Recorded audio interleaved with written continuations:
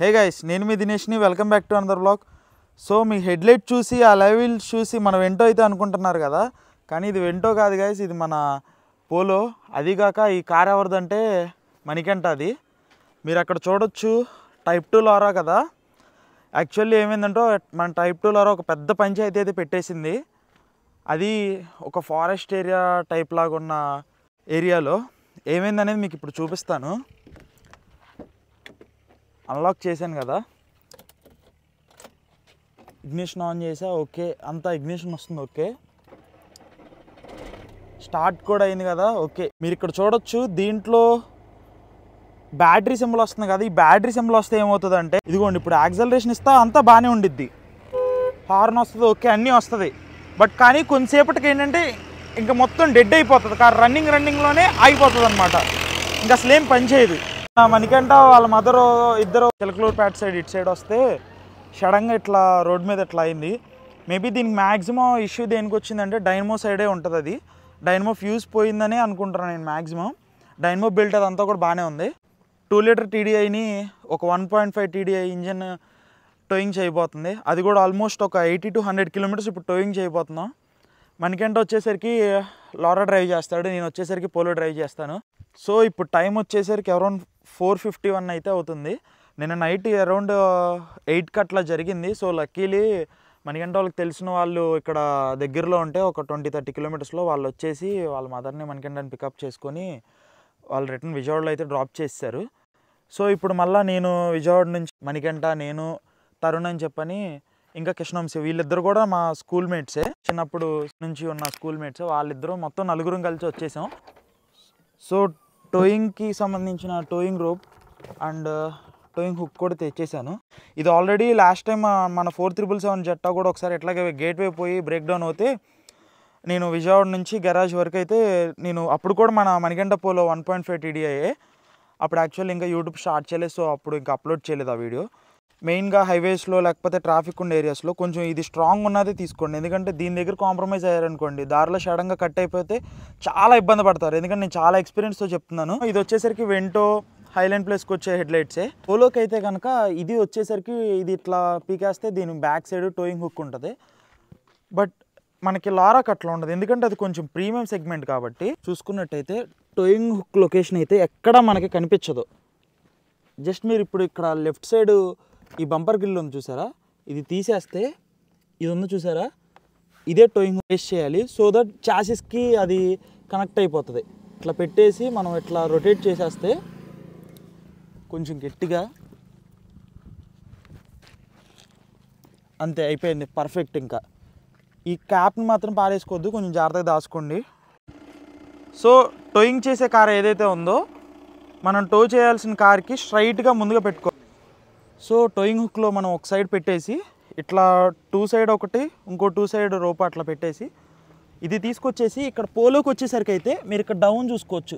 ఇక్కడ వస్తుంది మీకు రైట్ సైడ్లో, రేర్ బంపర్ రైట్ సైడ్లో. ఇది చాసిస్ది అనమాట, ఇక్కడ పెట్టొచ్చు మనం. ఇదేం బ్రేక్ అవ్వదు, ఏం కాదు. దీంట్లో పెట్టేసి మీకు టై చేసి చూపిస్తాను ఇప్పుడు. లారాకి అక్కడ మనం ముడి అనేది ఏమి వేయక్కర్లేదు, కానీ పోలోకి వేయాలి. ఎందుకంటే పోలో సైడ్ మనం ఓపెన్ సైడ్ పెట్టుకున్నాం. దాని సైడ్ ఏంటంటే కొంచెం దానిలో నుంచి తాడు తీసుకొచ్చి ఇక్కడ ముడేస్తున్నాం కాబట్టి ఇక్కడ కొంచెం హార్డ్గా వేయాలి ముడి. సఫిషియెంట్ డిస్టెన్స్ పెట్టుకోవాలి. అలానే మరీ ఎక్కువ పెట్టేశారనుకోండి, ఈ రోప్ వచ్చేసి ఆ టైర్లో పడడం, లేకపోతే వేరే వెహికల్స్ వచ్చేసి మన మధ్యలోకి వచ్చేయడం, బైక్ కానీ ఇంకో కార్ కానీ, వాళ్ళకి తెలియదు కదా ఇట్లా టోయింగ్ అవుతుందని చెప్పని. తాడు అనేది కొంచెం చిన్నదే కాబట్టి కనిపించదు. సో యాక్సిడెంట్ అయ్యే ఛాన్సెస్ ఎక్కువ ఉంటాయి. సో అందుకని కొంచెం షార్ట్ డిస్టెన్స్, అది కూడా సఫిషియెంట్ బ్రేకింగ్ డిస్టెన్స్ పెట్టుకోవాలి మనం. 2 కార్స్కి హ్యాజర్డ్ కూడా ఆన్ చేయండి, దానివల్ల వెనకమాల వాళ్ళకి సో సంథింగ్ కాషియస్ ఉందని చెప్పని ఐడియా ఉంటుంది. మెల్లగా మూవ్ చేసి ఒక్కసారి తొక్కేశారనుకోండి, టెన్షన్ ఎక్కువయ్యి ఎయిదర్ ఆ టోయింగ్ హుక్ అయినా బ్రేక్ అయిపోతుంది, లేకపోతే రోప్ అయినా బ్రేక్ అయిపోతుంది. సో అందుకని మెల్లగా లాగి ఆ తర్వాత టైట్ అయిన తర్వాత, స్టిఫ్ అయిన తర్వాత రోప్ అనేది అప్పుడు మెల్లగా అలా మూవ్ చేయాలి, వాళ్ళని బ్రేక్ అనేది రిలీజ్ చేయమని. సో మనం కట్టిన రోప్ అయితే స్టిఫ్గా బాగానే ఉంది మొత్తం.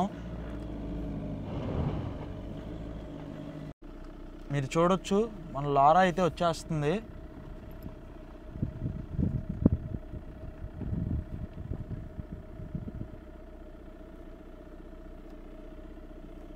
ఒక 2 లీటర్ టీడీఐ ఇంజిన్ని 1.5 టీడీఐ ఇంజిన్ స్మూత్గా లాగేస్తుంది. కాకపోతే మీరు, నా సజెషన్ అయితే బెటర్ మీరు ఆటోమేటిక్ ట్రాన్స్మిషన్ అవి అయితే యూజ్ చేయబాకండి టోయింగ్కి.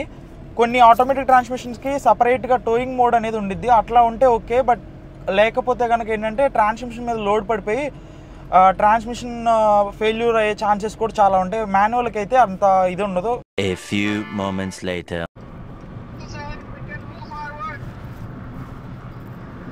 Okay okay. సో ఈ విధంగా మీరు ఇట్లా ఒక మొబైల్తో 2 కార్లకి మీరు కమ్యూనికేషన్ కోసం వాకీటాకీ అవన్నీ అంటే ఎవరి దగ్గర ఉంటాయి, అవన్నీ పాసిబుల్ అవ్వేది కాదులే. కాబట్టి కాల్ కాన్ఫరెన్స్ ఉన్నారనుకోండి మీకు చాలా ఈజీగా ఉండేది. ఎందుకంటే ఎదురు ఏం జరుగుతుందనేది మనకు తెలియదు. వీళ్ళు సడన్గా బ్రేక్ వేసినా మనం ఇక్కడ బ్రేక్ వేయాలి. అది కాక ఇప్పుడు ఇంజిన్ ఆన్లో ఉండదు కాబట్టి బ్రేకింగ్ అనేది అంత ఎఫెక్టివ్గా ఉండదు. సో జస్ట్ ఇగ్నిషన్ ఆన్ చేసుకొని ఆటోమేటిక్ కార్ అయితే మనం ఇట్లా న్యూట్రల్లో పెట్టేసేసి ఇట్లా వెళ్ళాలన్నమాట. ఓకే ఓకే, చూసారుగా అట్లా బ్రేక్ అని చెప్తారు. అట్లా బ్రేక్ అని చెప్పినా మనం బ్రేక్ వేయాలి. సో ఫైనల్లీ చిలకలూరుపేట హైవేకి అయితే వచ్చేసాం. టువర్డ్స్ విజయవాడ అయితే ఇప్పుడు వెళ్ళిపోతున్నాం. డిస్టెన్స్ తక్కువ ఉండిద్ది కాబట్టి ఆ డిస్టెన్స్ తక్కువ ఉండడం వల్ల సడన్గా వెళ్ళి గుద్దుకునే ఛాన్సెస్ ఎక్కువ ఉంటాయి. సో చాలా అలర్ట్గా ఉండి బ్రేకింగ్ మాత్రం ఎప్పుడు రెడీగా ఉండాలి. బెటర్ ఇంకొక పర్సన్ ఉండి హ్యాండ్ బ్రేక్ పట్టుకోవడం కూడా ఇంకా బెటర్. ఎందుకంటే ఆల్మోస్ట్ ఇది బ్యాటరీ డల్ అయిపోయింది, మీరు చూసుకోవచ్చు. దానివల్ల ఏంటంటే బ్రేకింగ్ అంత ఈజీగా ఉండదు నార్మల్ ఇంజిన్ రన్నింగ్ కండిషన్లో ఉన్నప్పుడు ఉన్నట్టుగా. జస్ట్ ఏదో ఉందంటే ఉన్నట్టు అనమాట. ఇట్లా గట్టిగా తొక్కడమే గట్టిగా.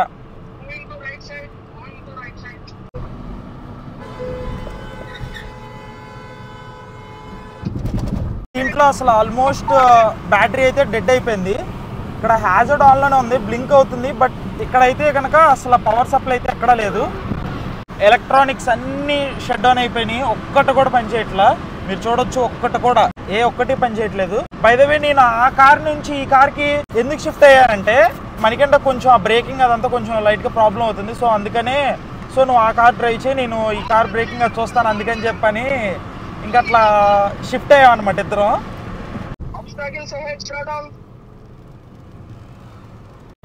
చాలా డేస్కి సన్ రైజ్ అయితే చూస్తున్నాను. ఇట్లా టోయింగ్ చేస్తా early morning. Sleep half an hour కూడా స్లీప్ లేదు ఉందన్నమాట. టోయింగ్ హుక్ రోప్ అదంతా. సో మనకంటే రిటర్న్ వచ్చేసరికి అరౌండ్ ఒక 12-1 అయిపోయింది. ఇంకా అక్కడి నుంచి స్టార్ట్ అయిపోయి రిటర్న్ ఇక్కడికి కార్ ఉన్న లొకేషన్కి వచ్చేసరికి 3:34 అయిపోయింది. ఇంకా 3:34కి ఇంకా స్టార్ట్ అయిపోయాం. ఇంకా వీడియో రికార్డ్ చేసేది అదంతా. చూడండి ఎంత బాగుందో బ్యూటిఫుల్గా. ఒక పక్కనేమో ఫుల్గా ఫాగ్ పట్టేసింది, ఇంకో పక్కనేమో బ్యూటిఫుల్ సన్ రైజ్. ఇప్పుడే గుంటూరు ఆటోనగర్ అయితే వచ్చేసాం. సో ఫైనల్లీ కాజా టోల్గేట్ అయితే వచ్చేసాం. సో మీకు అందరికి ఒక డౌట్ ఉండొచ్చు, ఇప్పుడు ఇట్లా టోయింగ్ చేస్తుంది ఒక కార్ని ఇంకో కార్ కదా, ఫాస్టాగ్ 2 కార్స్కి కట్టాలా లేదా అని చెప్పని. రోప్ దగ్గర పడిపోయినప్పుడు అప్పుడు ఆపి మన స్కాన్ అనేది పెట్టేస్తే సరిపోతుంది. సో ఇప్పుడు మంద కూడా వచ్చేసింది, మీరు చూడొచ్చు 126. మీరు అనుకోవచ్చు ఇప్పుడు నార్మల్గా కొన్ని కార్స్ కంటైనర్స్లో లేకపోతే టోయింగ్ వ్యాన్ పై నుంచి తీసుకెళ్తారు. అప్పుడు అది ఏమవుతుందంటే ఇప్పుడు రోడ్డు మీద కార్ మూవ్ అవ్వట్లేదు కాబట్టి దానికైతే టోల్ పే చేయక్కర్లేదు. ఇప్పుడు ఇట్లా రోడ్ మీద టోయింగ్ చేస్తే కనుక ఎన్ని కార్స్ అయినా సరే టోల్ అయితే పే చేయాల్సిందే. సో మార్నింగ్ టోయింగ్ చేసుకొని మన టైప్ 2 ద్వారా వచ్చేసాం. ఇంకా తెలిసిన అన్నయ్య ఎలక్ట్రీషియన్ ఉంటే అక్కడ తీసుకొచ్చేసాం. ఇంకా ఫ్యూజ్ అది రీప్లేస్ చేయాలని చెప్పారు. మ్యాక్సిమం ఫ్యూజే ఉండిద్ది. ఇప్పుడు మీకు టెస్ట్ చేసి చూపిస్తాను టెస్టర్తో. సో ఇప్పుడు మీకు నేను చూపిస్తాను. సో ఇది వచ్చేసరికి బయట ఉండే ఫ్యూజ్ బాక్స్, యాక్చువల్ లోపల డాష్బోర్డ్ దగ్గర కూడా ఒకటి ఉంటుంది. సో ఇప్పుడు టెస్టర్ వచ్చేసరికి గ్రౌండ్ కంటే మైనస్కి పెట్టేసి ఇవ్వండి. ఇది వచ్చేసరికి ల్యాంప్ ఇట్లా యాక్చువల్ ఫ్యూజ్ డైనమోది ఇక్కడ వచ్చిద్ది. కాకపోతే ఆల్రెడీ ఈ ఫ్యూజ్ పోవడం వల్ల ఒక 3 months బ్యాక్ ఇక్కడికి వేసాం. ఇప్పుడు ఇది కూడా పోయింది, మీకు చూపిస్తాను చూడండి. ఇది కూడా బల్బు గ్లో అవుతుంది. నెక్స్ట్ ఇది కూడా బల్బు కూడా గ్లో అవుతుంది. అంటే బల్బు గ్లో అయితే సర్క్యూట్ కంప్లీట్ ఉన్నట్టే. ఇది చూడండి గ్లో అవ్వదు. పక్కదానికి పెడితే మళ్ళీ గ్లో అవుతుంది, దీనికి పెట్టినా గ్లో అవుతుంది, దీనికి పెడితే మాత్రం గ్లో అవ్వదు. ఇది చూడండి అన్నిటికీ గ్లో అవుతుంది. సో అవన్నీ ఫ్యూజెస్ కరెక్ట్గా ఉన్నాయి. సో యాంప్స్ కూడా చెక్ చేస్తున్నారు. ఏసీ ఆన్ చేయకుండా ఫ్యాన్స్ ఎందుకు ఆన్ అయిపోయినాయి అంటే బ్యాటరీ డల్లో ఉండటం వల్ల ఇంజిన్ బాగా ఆర్పిఎం అయితే ఇంక్రీజ్ చేసుకొని మనకి బ్యాటరీ రీఛార్జ్ అవ్వడం. జర్మన్ కార్స్ ఇట్లాగే అవుతుంది. బ్యాటరీ డల్ ఉంటే కనుక ఫ్యాన్స్ ఆన్ అయిపోయి ఏసీ ఆన్ చేయకుండానే రీఛార్జ్ అనేది చేసుకుంటుంది. ఇప్పుడు మీరు చూడొచ్చు ఎంతవరకు రీఛార్జ్ అవుతుంది, డైనో అంతా పర్ఫెక్ట్గా వర్క్ అవుతుందో లేదా అని చెప్పని టెస్టర్తో మల్టీమీటర్తో టెస్ట్ చేసి చూస్తున్నారు. సో గాయ్స్ ఫైనల్లీ మన టైప్ 2 లారా అది డైనమో ఆ ఫ్యూజ్ అయితే వేసేసారు. యాక్చువల్గా ఏమైందంటే ఈ లోపల స్లీవ్స్ అవి కట్ అయిపోయినాయంట. ప్రీవియస్గా ఎందుకు ప్రాబ్లం వచ్చిందంటే డైనమో ఫ్యూజ్ ఉండాల్సింది 200 amps. మీరు ఇక్కడ చూసుకోవచ్చు, మీకు కనిపిస్తుందో లేదో కానీ ఇక్కడ రాసి ఉంటుంది 200 amps. ఇది వచ్చేసరికి 80 amps, మిగతావన్నీ 50 amps అనమాట. ఇది 200 amps కాస్త బై మిస్టేక్ దీంట్లో ప్లేస్ అయి ఉంది, అందుకని ఈ ఫ్యూజ్ కొట్టేసింది ఫస్ట్ టైం. సెకండ్ టైం ఇది మళ్ళీ పోవడం వల్ల మనం ఈ ఎంటీ స్లాట్లు వేసాం. ఈ ఎంటీ స్లాట్స్ అనేది ఎందుకు ఇస్తారంటే ఇది ప్రతి కార్కి కూడా ఎంటీ స్లాట్స్ అట్లా ఉంటాయి. అవి ఎందుకంటే ఇన్ కేస్ ఏదన్నా ఎమర్జెన్సీ టైంలో వర్క్షాప్కి వెళ్ళేంత వరకు స్లాట్ చేసుకోవడం కోసం, అందుకని అట్లా ఎంటీ స్లాట్స్ ఇస్తారనమాట. ఆ స్లాట్స్లో మనం చేంజ్ చేసుకోవచ్చు. దగ్గరుండి ఎలక్ట్రిషియన్ అన్న మొత్తం చూస్తే 200లో ఉండాల్సింది 100లో ఉంది, 80లో ఉంది, అలా మిస్ మ్యాచ్ అయిపోయినాయి అని చెప్పని మొత్తం కరెక్ట్గా పెట్టేశారు. నేను ఒక చిన్న ఎక్స్పెరిమెంట్ అయితే చేసి చూసాం. డైనమోకి బయట నుంచి బయట ఒక 8 mm వైర్తో ఎక్స్టర్నల్గా ఫ్యూజ్ పెట్టేసి 100 ampsది డైరెక్ట్గా బ్యాటరీకి కనెక్షన్ పెట్టి చూసాం. కాకపోతే అదేమో విపరీతమైన హీట్ వచ్చేస్తుంది డైనమో. అదంతా ఇంకా ఫుల్ లోడ్ వేయకుండా, అంటే ఫుల్ లోడ్ అంటే లైక్ ఇప్పుడు హెడ్ లైట్స్ ఆన్ చేసి ఏసీ ఆన్ చేసి ఇవేమి వేయకుండానే బాగా హీట్ వచ్చేస్తుంది ఫ్యూజ్. అది ఇంకా ప్రాబ్లం అయిపోతుంది అని చెప్పని ఇంకా ఆపేసాం నిన్న. ఇంక ఇవాళ మొత్తం అసలు ఏంటని చెప్పని ఫ్యూజ్ బాక్స్ ఓడదీసి చూస్తే రాంగ్ ప్లేస్మెంట్స్లో ఉన్నాయి, అందుకని ఫ్యూజులు కొట్టేస్తున్నాయి పద్దాకని చెప్పని ఇంకా ఈ రిక్వైర్డ్ కంపెనీ వాడు ఇచ్చిన దాంట్లోనే పెట్టేసి లోపల ఓపెన్ చేసేసి లోపల స్లీవ్స్ అవన్నీ కట్ అయిపోయి ఉంటే ఆ స్లీవ్స్ అన్నీ వేస్తారు. సో ఇంకా ఫైనల్గా మొత్తం కార్ అయితే రెడీ అయిపోయింది, ప్రాబ్లం లేదు. ఒక్క చిన్న ఫ్యూజ్ వల్ల చూడండి మనకి ఎంత ప్రాబ్లం పెట్టిందో. ఇప్పుడు మీరే చూడండి, ఇగ్నిషన్ ఆన్ చేశాను, ఓకే, బ్యాటరీ సింబల్ వస్తుంది కదా, పోయింది. సో పోతే ఏంటంటే మనకి బ్యాటరీ రీజనరేషన్ రీఛార్జ్ అటు సైడ్ ఏది ప్రాబ్లం లేనట్టు ఉండిద్ది అనమాట. మీరు చూడొచ్చు ఇక్కడ మన టైప్ 2 లారా హెడ్ యూనిట్ చూస్తే మొత్తం డ్యామేజ్ అయిపోయినట్టు ఉంది కదా, టచ్ స్క్రీన్ వర్క్ అవుతుందా లేదా అని చెప్పని. యాక్చువల్గా చెప్పాలంటే పైన ఈ ఫిలిం లాగా ఒకటి ఉంటుంది, ఒక చిన్న లేయర్, అది పోయింది, కానీ టచ్ స్క్రీన్ మొత్తం అన్నీ వర్క్ అవుతుంది, మొత్తం అంతా బాగానే ఉంది. కాకపోతే ఏంటంటే ఇంత నీట్గా ఉన్న క్యాబిన్లో ఏసీ వెంట్స్ అన్నీ నీట్గా ఉన్నాయి, మొత్తం స్టీరింగ్ వీల్ అంతా బాగానే ఉంది. కాకపోతే ఇది ఒక్కటే చాలా అన్కంఫర్టబుల్గా ఉండేది చూస్తే, అంటే క్యాబిన్లో మంచి ఫీల్ అనేది ఉండదు. సో ఇదొకటి. ఇది వచ్చేసరికేమో AFS model problem, auto bending అది ప్రాబ్లం ఉంది, మీకు ట్రావెల్ బ్లాగ్లో నేను చెప్పాను కదా. నెక్స్ట్ ఇది వచ్చేసరికేమో టైర్ ప్రెషర్ అనేది సెట్ అవ్వట్లేదు. ఇప్పుడు యాక్చువల్గా ఇట్లా ప్రెస్ చేస్తే అది సెట్ అవ్వాలి, కానీ సెట్ అవ్వకుండా జస్ట్ అట్లా బ్లింక్ అయిపోతుంది, అదొకటి. ఇంకా నెక్స్ట్ రైట్ సైడ్ సిగ్నల్ ఒకటే ప్రాబ్లం ఉంది. ఇంకోటి మిర్రర్ ఉంది చూసారు, ఈ మిర్రర్ కూడా చాలా ప్రాబ్లం. యాక్చువల్లీ ఒరిజినల్ మిర్రర్ అంటే అట్లా ఉండాలి, కాకపోతే ఇది బయట ఏం చేశారంటే బయట మిర్రర్ ఒకటి చేశారు చూడండి, మీరు దాంట్లో మీకు అర్థమవుతుంది. పాత మిర్రర్ బ్రేక్ అయిపోతే దానిపైన ఎక్స్ట్రా మిర్రర్ ఒకటి యాడ్ చేశారు. దీనివల్ల ఏమవుతుందంటే బయట లైట్స్ అవన్నీ పడినప్పుడు చాలా విపరీతమైన గ్లేర్ వచ్చేస్తుంది. ఎట్లా అంటే అసలు మనం చాలా ఇరిటేషన్ వచ్చేస్తుంది బ్యాక్ సైడ్ ఉన్న వెహికల్స్ లైట్స్ అవన్నీ. ఇంకా ఈ కింద కార్పెట్ అంతా కూడా ఇప్పుడు వర్క్ జరిగినప్పుడు ఫుల్గా మొత్తం ఈ కలర్లో ఉండాల్సింది ఈ ఆయిల్ కలర్లో అయిపోయింది. ఇదంతా క్లీనింగ్ చేయించాలి. ఇట్లాంటి మైనర్ ప్రాబ్లమ్స్ ఉన్నాయి. ఇంకోటి ఇది సీట్స్ వేయించినప్పుడు మనకి ఇది కాంప్లిమెంటరీకి ఇచ్చారు, ఇది కూడా అంత బాగా చేయలేదు వాళ్ళు. ఇది కాంప్లిమెంటరీ కాబట్టి ఇంకా స్టిచ్చింగ్ అది యాక్చువల్గా మంచిగా చేయొచ్చు, సరిగ్గా చేయలేదు. ఇట్లాంటివన్నీ ప్రాబ్లమ్స్ ఉన్నాయి. ఈ చిన్న ప్రాబ్లమ్స్ అన్నింటినీ సార్ట్అవుట్ చేస్తాను కమింగ్ బ్లాగ్స్లో, అన్ని ఇవే ఉంటాయి. ఇంత మంచి యూనిక్ కంటెంట్ అది మన తెలుగులో ఇస్తున్నందుకు మన ఛానల్ని మంచిగా సపోర్ట్ చేస్తారని ఆశిస్తున్నాను. సో ఇంతటితో వ్లాగ్ అయితే ఎండ్ చేసేస్తున్నాను. నెక్స్ట్ ఇంకా దీని రెస్టోరేషన్ ఉంది, మన టైప్ 1 లారా రెస్టోరేషన్ ఉంది, మన వెంటో డెంట్స్ పెయింట్స్ అవన్నీ వర్క్స్ ఉన్నాయి చిన్నవి, దాని మోడిఫికేషన్స్ ఉన్నాయి, కొన్ని రెట్రో ఫిట్స్ చేయాలి, ఇట్లాంటి చాలా ఉన్నాయి. అసలు క్రేజీ కంటెంట్ అయితే ఇస్తాను ఇక్కడ నుంచి మీకు. మీరు తప్పకుండా మంచిగా మీకు ఏదైనా నచ్చితే కనుక కింద కామెంట్ చేయండి ఏం నచ్చింది ఏంటో. మీకు ఏమైనా డౌట్స్ ఉన్నా కింద కామెంట్లో చెప్పండి. నెక్స్ట్ వీడియోలో కలుద్దాం. Until then see you.